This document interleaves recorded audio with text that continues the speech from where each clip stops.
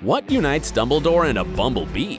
How did this little fellow influence Professor Lupin's name? Which Russian folklore might have inspired Voldemort and his Horcruxes? And do you know the 3 secrets behind Harry Potter's birthday? Hi, I'm Dylan. Let's go deep. The origin of the name Hermione. I'm Hermione Granger. And you are? Ron Weasley. Pleasure. Before the world saw this scene, nobody really knew how to pronounce Hermione's name, except for JK, of course. Seriously, most fans thought her name was pronounced Hermione. Then finally in the Goblet of Fire book, there was a scene where Hermione taught Victor Crumb how to say her name. Say my name. Here is the passage. Hermione, she said, slowly and clearly. Hermione. Close enough, she said, catching Harry's eye and grinning. Some fans shared a theory on Twitter that JK included this passage just to teach all of us how to say the name correctly. And actually, JK confirmed that. Theory correct, she captured in her retweet. But what does the name Hermione mean? Where does it come from? To answer that, we need to appeal to one of the world's greatest dramatists of all time, William Shakespeare. Yes, his play called The Winter's Tale includes a character named Hermione, which inspired JK. Though Shakespeare didn't invent the name himself, the Greeks actually did. Hermione is the feminine version of Hermes, the Olympian god. She was the daughter of Helen of Troy and King Menelaus, and a granddaughter of Zeus.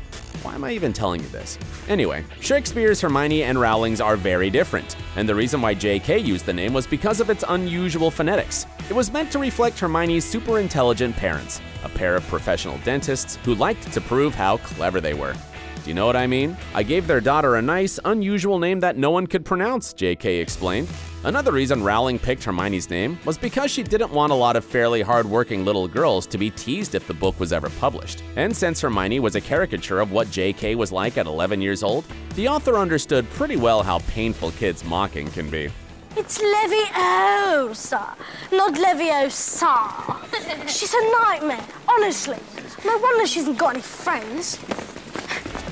Because kids can be mean. Bumblebee Dumbledore. Did you know that Dumbledore is an Old English word for bumblebee? Well, now you do.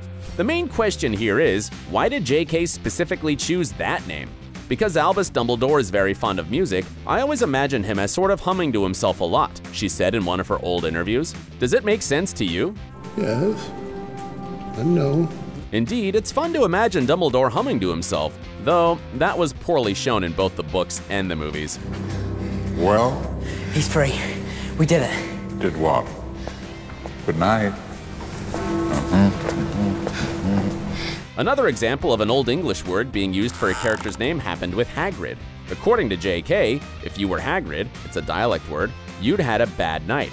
Hagrid is a big drinker. He has a lot of bad nights.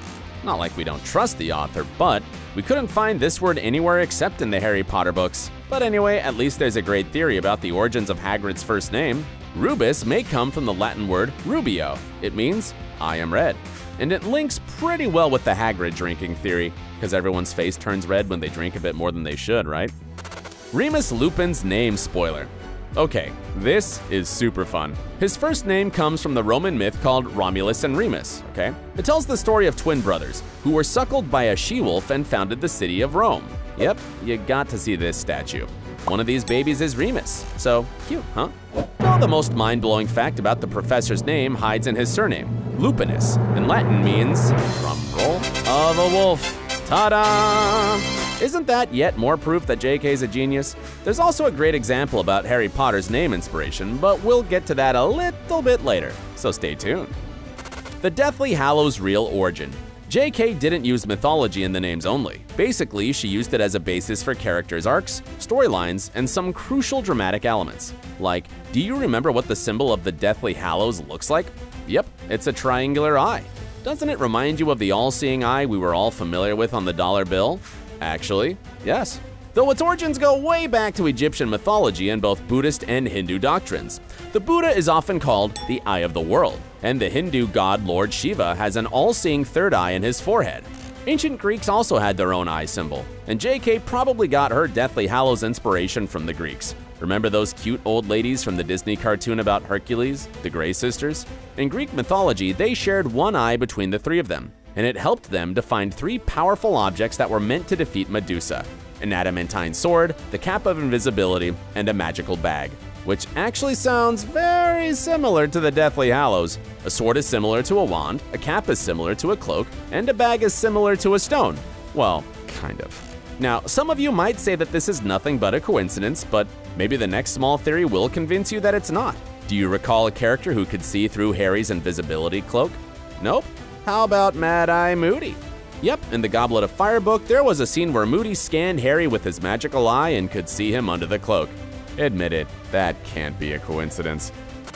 The inspiration behind Voldemort and the Horcruxes. Let's go a little dark and moody. Despite the fact that JK never confirmed or denied this theory we're gonna talk about, because it's just so fascinating and convincing that we can't ignore it. There's an old Russian folklore about a dark wizard who separated his mortality and hid it deep inside some object, which sounds very similar to Voldemort's story, huh?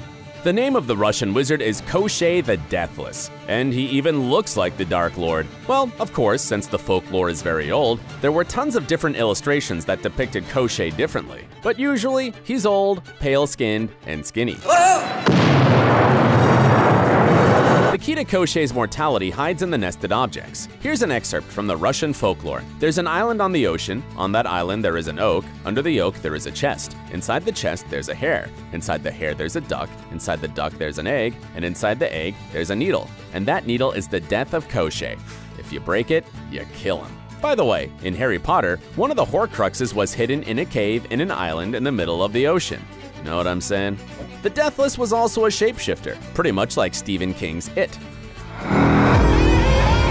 Hello. Again, we don't know for sure if JK used this folklore as inspiration for the Dark Lord. It just doesn't seem like a coincidence, right? Though even if JK used Koschei as a reference, she didn't stop with just Russian folklore. For example, in the Goblet of Fire, there was a memorable scene where Peter Pettigrew restored the Dark Lord to his full body. He used all sorts of disgusting ingredients to make the potion. And the inspiration for this scene traces back a little bit further than Russian tales. Yep, once again, JK referred to her favorite Greek mythology. There was the story of Medea. She was a sorceress who could not only resurrect humans and animals from the dead, but make them come back younger. Medea once demonstrated her dark skills by killing, dismembering, and boiling an old ram in a pot full of her magical potion. After that, the ram leapt out of the pot all young and healthy. Brr.